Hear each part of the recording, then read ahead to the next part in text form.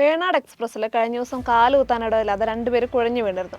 അല്ല, ഇപ്പോൾ വേണാട് എക്സ്പ്രസ്സിനെ തന്നെ പറഞ്ഞിട്ട് എന്താ? തിരക്കുള്ള ട്രെയിനുകളിലെ ആളുകൾ ഇങ്ങനെ കുഴഞ്ഞു വീഴുന്നത് ഇപ്പോൾ ഒരു അപൂർവ സംഭവം അല്ലാതായി മാറിയിട്ടുണ്ട്. ഈ റിപ്പോർട്ട് അടിസ്ഥാനരഹിതമാണെന്നാണല്ലോ റെയിൽവേ പറയുന്നത്. ട്രെയിനിൽ ശുഭയാത്രയാണോ അല്ലയോ എന്ന് പറയേണ്ടത് യാത്രക്കാരല്ലേ, ഉദ്യോഗസ്ഥരല്ലോ. അല്ല, ഇപ്പം റെയിൽവേ കരിവാരി തേക്കാൻ വേണ്ടിയിട്ട് ആളുകൾ മനഃപൂർവ്വം ഇങ്ങനെ പറഞ്ഞുണ്ടാക്കുക എന്നാണ് റെയിൽവേ ഉദ്യോഗസ്ഥർ പറയുന്നതെങ്കിൽ അവരിതുപോലെ ജനറൽ കമ്പാർട്ട്മെന്റിൽ കുറച്ച് ദിവസം യാത്ര ചെയ്ത് നോക്കട്ടെ, പറ്റുമെങ്കിൽ കുടുംബസമേതം തന്നെ. അപ്പം പ്രായമായവരും സ്ത്രീകളും കുട്ടികളും ഒക്കെ അനുഭവിക്കുന്ന വിഷമത്തെക്കുറിച്ച് കൂടി മനസ്സിലാക്കാമല്ലോ. ഓണക്കാലത്ത് മംഗലാപുരം ബാംഗ്ലൂർ എക്സ്പ്രസ്സിൽ ജനറൽ കമ്പാർട്ട്മെന്റിൽ നിൽക്കാൻ പോലും ഇടയില്ലായിരുന്നു. ലഗേജ് വെക്കുന്നിടത്തും ശുചിമുറിയിലൊക്കെ ആൾക്കാർ തിങ്ങി നിൽക്കായിരുന്നു. ശുദ്ധവായു പോലും കിട്ടാതായതോടെ കരയുന്ന കുഞ്ഞുങ്ങളും എന്ത് ചെയ്യണമെന്നറിയാതെ മാതാപിതാക്കളൊക്കെ ഒരു ദയനീയ കാഴ്ച തന്നെയായിരുന്നു. ഈ തിരക്കിന്റെ കാര്യത്തിൽ ഉത്തരേന്ത്യയെന്നോ ദക്ഷിണേന്ത്യയെന്നോ വലിയ വ്യത്യാസമൊന്നുമില്ല. റിസർവ് ചെയ്ത സീറ്റുകൾ കിട്ടണമെന്ന് ഒരു നിർബന്ധവുമില്ല.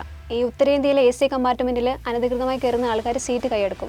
ആവശ്യത്തിന് സുരക്ഷാ സേനകൾ ഇല്ലാത്തതുകൊണ്ട് തന്നെ ടീച്ചർമാർ ഇതിനെതിരെ നടപടിയെടുക്കാൻ തയ്യാറാകുകയില്ല. തിരക്കേറിയ ട്രെയിനുകളിൽ കോച്ചുകളുടെ എണ്ണം വർദ്ധിപ്പിക്കണം, ട്രെയിൻ പിടിച്ചിടാത്ത തരത്തിൽ സമയം പുനഃക്രമീകരിക്കണം തുടങ്ങിയ ആവശ്യങ്ങളൊക്കെ പാസഞ്ചേഴ്സ് വർഷങ്ങളായിട്ട് ഉന്നയിക്കുന്നതാണ്. ഇത്തരം ആവശ്യങ്ങളൊക്കെ ഉന്നയിക്കുമ്പോൾ ഒരു ദിവസം പിടിച്ചിട്ട മിനിറ്റുകളുടെ വ്യത്യാസം പറഞ്ഞ് തർക്കിച്ചല്ല റെയിൽവേ ഇക്കാര്യത്തിൽ പരിഹാരം ഉണ്ടാക്കേണ്ടത്. മിക്കവാറും ദിവസങ്ങളിൽ ട്രെയിൻ ഇങ്ങനെ പിടിച്ചിടുന്നുണ്ടോ, കാല് കുത്താൻ പോലും ഇടമില്ലാതെയാണോ ആളുകൾ യാത്ര ചെയ്യുന്നത്, ട്രെയിൻ പിടിച്ചിടുന്ന സ്ഥലമോ സ്റ്റേഷനോ ഒക്കെ മാറ്റിയ യാത്രക്കാർക്ക് അതുകൊണ്ട് എന്തെങ്കിലും ഗുണം ഉണ്ടാകുമോ, ബോഗികളുടെ എണ്ണം അല്ലെങ്കിൽ ട്രെയിനുകളുടെ എണ്ണം തന്നെ വർദ്ധിപ്പിക്കാതെ എത്ര കാലം ഇങ്ങനെ മുന്നോട്ട് പോകാൻ പറ്റുമെന്ന് തുടങ്ങിയ കാര്യങ്ങളിലൊക്കെയാണ് റെയിൽവേ പ്രസ്താവന ഇറക്കേണ്ടത്. സൗജന്യമായി കൊണ്ടുപോകുന്ന അഭയാർത്ഥികളല്ല, ടിക്കറ്റ് എടുത്ത് യാത്ര ചെയ്യുന്നവരാണ് ട്രെയിനിലുള്ളതെന്ന് റെയിൽവേ മനസ്സിലാക്കണം. മുതിർന്ന പൗരന്മാരുൾപ്പെടെയുള്ളവർ കോവിഡിന് മുൻപുണ്ടായിരുന്ന ഇളവുകൾ പിൻവലിച്ചത് പുനഃസ്ഥാപിക്കാത്തതിനെക്കുറിച്ച് ചോദിച്ചപ്പം എല്ലാവർക്കും 55% ഇളവ് നൽകുന്നുണ്ടെന്നായിരുന്നു പാർലമെന്റിൽ റെയിൽവേ മന്ത്രി അശ്വിനി വൈഷ്ണവിന്റെ മറുപടി. ഇത്തരം ഇളവുകൾ പിൻവലിച്ചതോടെ കഴിഞ്ഞ 4 വർഷത്തിനിടെ റെയിൽവേക്ക് ലഭിച്ചത് 5800 കോടി രൂപയാണ്.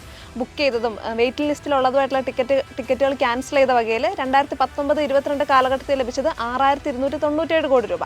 ടെക്നോളജിയുടെ സഹായത്തോടെ ഓൺലൈൻ ബുക്കിംഗ് ഒക്കെ ഇത്ര നിസ്സാരമായ കാലത്ത് കൊടുക്കാത്ത സീറ്റിന്റെ പേരിൽ യാത്രക്കാരിൽ നിന്നും പിഴ ഈടാക്കുന്ന ജനസേവനം, റെയിൽവേയുടെ ലാഭത്തിന്റെയും യാത്രക്കാരുടെ നഷ്ടത്തിന്റെയും ബുക്കിംഗാണ് ഈ മഹാനവമി ക്രിസ്മസ് സീസണിലേക്ക് ഇപ്പോൾ നടന്നുകൊണ്ടിരിക്കുന്നത്. കേരളത്തിലെ ട്രെയിൻ യാത്രക്കാർ നേരിടുന്ന പ്രശ്നങ്ങളെക്കുറിച്ച് ആധികാരികമായിട്ട് പഠിക്കാനും റെയിൽവേ മന്ത്രാലയത്തിനെ രേഖാമൂലം അറിയിക്കാനും ഒരു വിദഗ്ധ സമിതിയെ നിയമിക്കുന്നതിനെക്കുറിച്ച് സംസ്ഥാന സർക്കാർ ചിന്തിക്കണം.